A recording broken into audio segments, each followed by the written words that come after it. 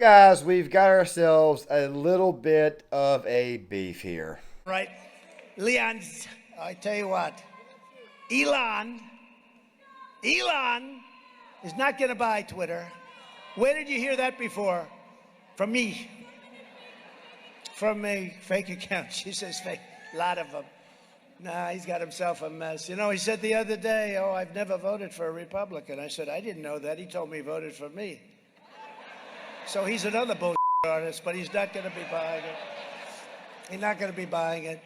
Although he might later. Who the hell knows what's going to happen? He's got a pretty rotten contract. I looked at his contract. Not a good contract. Guys, John Claymore here. And let's talk a little bit about this Elon Musk, Donald Trump beef. And by the way, guys, I think I pretty well figured out what this right here is really about. It's about 2 or 3 total issues. But first and foremost, a lot of you guys may have already heard by now that Elon Musk appears to be backing out of the Twitter deal, and now Twitter is suing Elon over this. Now, Elon is claiming that the bot issues, one of the things he's claiming is that the bot issue is too bad. And of course, he's finding out that the workers at Twitter, the wokies, don't exactly like to work. And he's probably thinking to himself, this is kind of a bunk product. However, he's been posting tweets, stuff like, what was it? Chuck Mate, which he had a tweet of Chuck Norris with like one check with one chest piece, and he was saying stuff like they have to actually expose this stuff in court. So many people are actually believing right now that Elon Musk is doing. By the way, I haven't talked about Elon in a while. That Elon Musk is kind of playing 4D chess, trying to get Twitter to kind of expose themselves, so that way the stocks will drop and the overall value will drop too. But then again, though, there's also this possibility that what Trump said may actually be true. Now, guys, I did a video the other day about Ron versus Don 2024. I will be leaving that video in the comment section. By the way, the 2 videos I'm releasing today will probably be out after 3 p.m. or 4 this afternoon. It's going to be kind of a later day for me. I got to take care of something here in about an hour, so it's probably going to be a while. Of course, these videos take a while to actually upload. Now, guys, before we get into the actual story, make sure you guys hit that thumbs up button. Make sure you guys cut on your notifications. Make sure you guys subscribe. Like I said, go ahead and cut on those notifications. That way you guys are notified when my videos come out.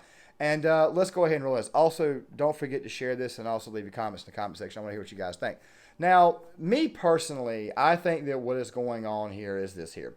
Elon wants Twitter. Now, you guys are seeing the tweets right here. And don't worry, we will be talking about those tweets in the second portion of this video, which, by the way, I'm just kind of like free-flowing right now.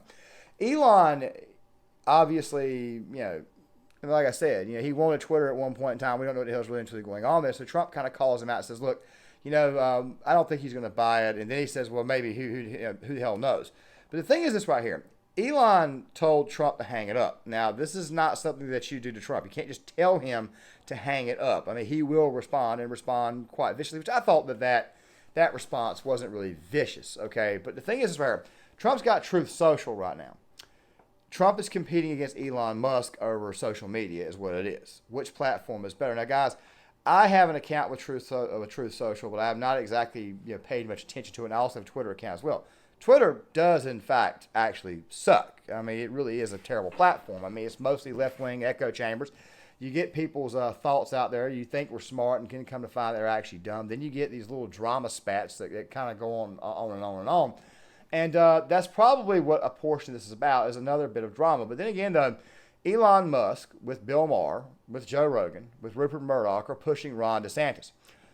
I don't think Trump is okay with this. You see, because of Trump, DeSantis is governor down in Florida. And many people don't think that Ron DeSantis will run in 2024. Now, guys, I spoke about this in the previous video, the video that I placed in the comment section, that I think the best thing to do is say maybe run Trump out there in 2024 to get a reform term and then come back with DeSantis in 2028.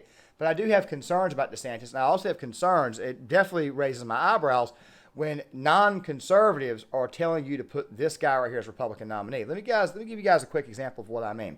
Back in 2012, and I got to bring this up all the time, I was watching a lot of Fox News. Of course, I don't watch Fox News as much anymore, very, very minimal amounts, if anything, just Tucker Carlson's monologue, and every now and again, Jesse Ward's monologue, but that's about it.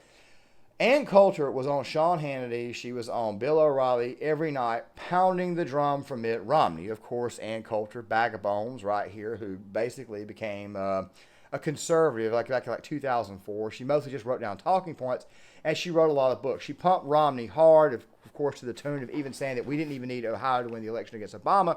And lo and behold, guess what happened? Romney's turnout did not show up. His election day turnout did not show up, and we got stuck with Obama for 4 more years. You see, you don't let new people come into the party and actually tell you what you want to do. This is kind of what I was talking about with Carlin Borisenko, that she came over and for whatever reason she decided she wanted to pass judgment on conservatives. And as you guys are seeing in some of these tweets right here, I know we're going off topic with Carlin Borisenko, but as you're seeing in some of these tweets right here, yes, this woman right here was a nut, and she should have never even been allowed on the right to begin with. But you see, you don't want people like Elon. And by the way, I don't have a problem with Elon. I don't really like Elon, but I don't really dislike Elon. I figured if Elon Musk owned Twitter, it might would get better. But then again, though, at the same time, and I'm not really that big of a fan of Pasabi, but he pointed out in one of his responses, look, where's your energy against China? By the way, Elon Musk has had some ties to China, and people were a little bit concerned about that. Now, here's the thing. Elon saying that Trump needs to hang it up. I don't think that went over well. And by the way, if you're seeing in the comments itself, yeah, there's a lot of people wanting Trump in 2024. Me personally, I'd prefer, I'm not exactly banging the door for him. I kind of think we're kind of out of options. It seems to me like every Republican candidate in 2024 has kind of been exposed outside of Trump and DeSantis.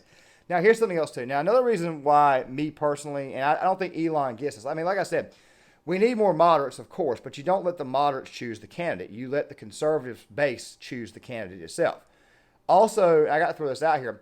One of the reasons why the Republican Party is growing is really because of Donald Trump. The party, for the most part, was a neocon, war-liking party that just stuck to tax cuts, and they didn't really do much on the actual culture war. So they kind of allowed the culture war to get worse. So while we're right here blaming a bunch of leftists for being absolute loons, the fact of the matter is that the Republican Party itself is kind of at fault because they kind of sort of allowed this to get out of control.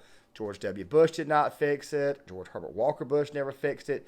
Trump came in, he tried to fix it, and of course, what ended up happening was he ended up exposing the world to the culture war itself, and as a result of this, we're now getting much more black support, we're getting much more Hispanic support. Trump is the one who actually made the party much bigger. Now, of course, in 2028 and 2024, we keep hearing the argument that Trump is just going to bring out more Democrats to vote against him.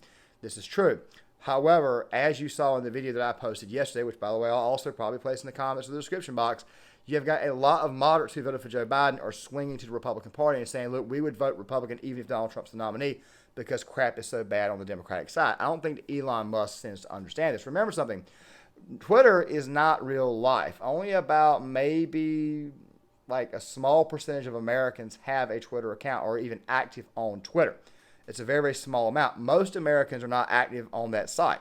Most conservative Americans are actually active on Facebook. I don't see Elon that much. I'm sure he's on Facebook, of course. I mean, but I don't see that much on Facebook. I see more on Twitter with him.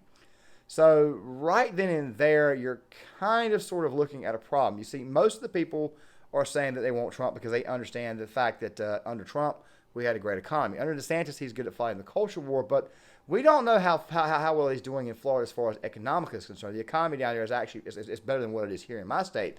But the thing is right here, a lot of Florida's economical issues were fixed under the previous governor, Rick Scott. So, yeah, I think that Elon may be pushing DeSantis, and I think it's getting under Trump's skin. As far as going back, and I want to go ahead and kind of go back to this whole thing about choosing nominees.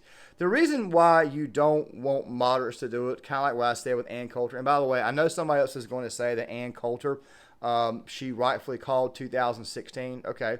She wrote a book called In Trump We Trust. 2 years prior, she wrote a book called Demonic. Okay, each one of those books had just straight up talking points, and she herself probably did not expect Trump to win. Ann Coulter's a notorious grifter. I mean, she is the biggest grifter I've ever seen.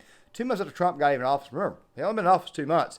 She starts attacking the guy for not building the wall. Don't you think that this wall is going to take a while to build? They're a bony crackhead. I don't know what else to call her. I mean, it's ridiculous. There's reasons why you don't let people like Joe Rogan and Bill Maher pick your nominee. I think I said this in the previous video that one of the things that they do is they'll pick the nominee, something will come out about that nominee, and then they'll say, you know what, I cannot vote for this person, I'm not going to vote at all. Kills your actual potential turnout. It may even kill their turnout to a certain degree because now they see that you're actually a grifter, you've been exposed. And yeah, it just typically does not work well for electoral politics. Now, guys, I know this was a bit of a rant and a bit of a ramble, but those are really the main 2 things here. Number 1, it's a social media beef, I think, to try to elevate Truth Social. Truth Social is actually getting how do I say, it's starting to finally pick up. It's finally starting to get its actual, starting to actually get its legs beneath it. And Trump himself is not on Twitter anymore. He got banned by Twitter. He was told he could come back to Twitter. Elon allowed him to say, look, you can come back. Trump said, no, I'm going to stick with Truth Social. Maybe it's possible that maybe Elon may be upset about that. I doubt it. But for Elon to say, hang it up. And like I said, I do agree that Trump, he'll be 82 years old when he leaves office. But does Donald Trump seem like a guy who's like slow-witted? I mean, there are some people who get in their late 70s and early 80s who've still got their brain intact. I mean, like, we'll take someone like, say, Rudy Giuliani, for example. Giuliani seems like he's kind of getting old. He's about 80 years old as well. But he seems to me like he's still mostly got his brain intact. He's not as bad as Joe Biden. I mean, Kamala Harris is like 60-something, and I mean, she actually sounds and babbles worse than Joe Biden does. She's got actual constant word salads. I mean, she even laughs at your pain. The fact of the matter is that age is not always a major determination. Now, I do think that there should be an age limit on running for president, but at the same time, the situation kind of dictates. And I think at this point in time, we need a bit of a builder. Elon may be thinking 4 years out or 6 years out with DeSantis, but even with DeSantis, I still see a few red flags. We may do more videos in the future on him, but this right here is what I think this entire Twitter beef is really and truly about. It's about the fact that they're talking about DeSantis, even though the polling data shows that Trump is still very, very much in the lead. A lot of polling data even got dumped today to kind of prove this. But at the same time, though, it's also, I think, about pushing the Truth Social platform. All right. Guys, John Claymore here. If you like the content, hit the hit that like button, subscribe, share the video sound in the comment section, turn on your notifications, give me your thoughts in the comments, and I'll see you guys later.